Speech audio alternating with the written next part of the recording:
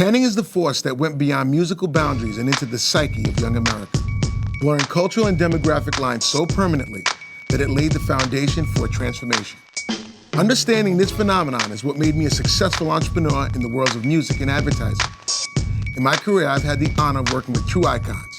During this series, I'll introduce you to these amazing people and personalities, and we'll talk about how they and the tanning effect are changing the world. I am Steve Stout, and welcome to the Tanning Effect.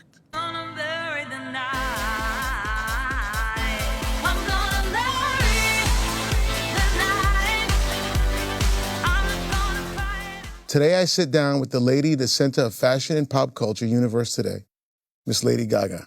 Hello. How you doing? I'm so happy to have you here. Nice to see you, There's so many things that I want to ask you. I just got on Twitter recently and I put it out there. I said, I'm going to interview Gaga. I asked, what questions do people want to hear, you answer?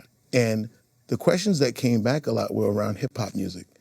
And it was like, first question is, was there anything when you're not writing songs or touring, what do you listen to? What's on your iPod?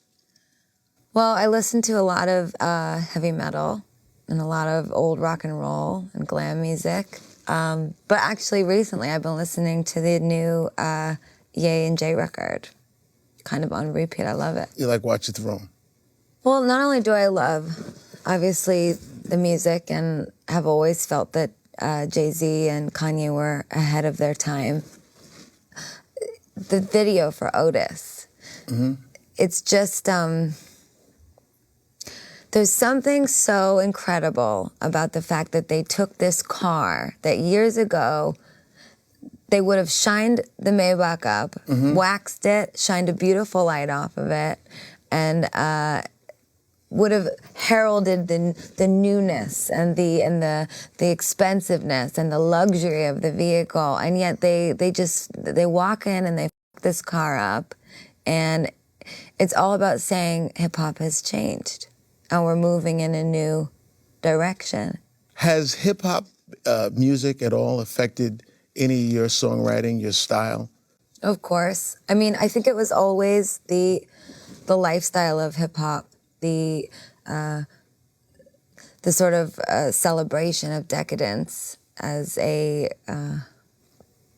cherry on top of success.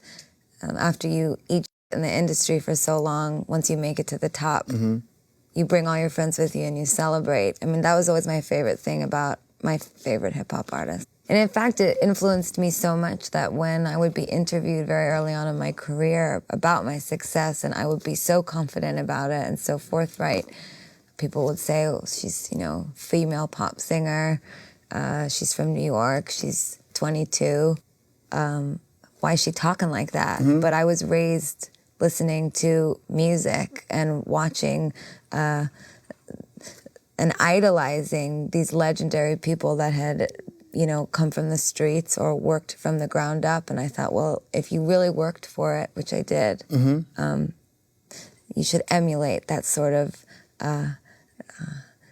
gratitude. So you've transcended many generations and demographics with your music. You've put your little monsters are 60 and 16-year-olds.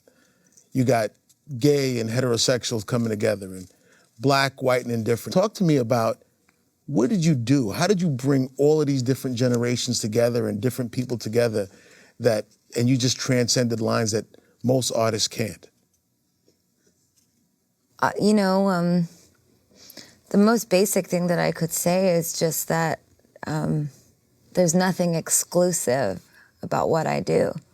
Nothing exclusive about the music, nothing exclusive about the approach, nothing exclusive about who's invited to the party. Everybody's invited to our party.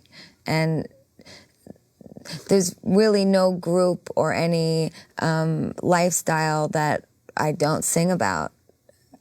In a way, it's the inclusion, I think, of all kinds of people to come together and get to know one another. That's sort of the greatest thing about the Monster Ball. Did you have a specific tanning moment?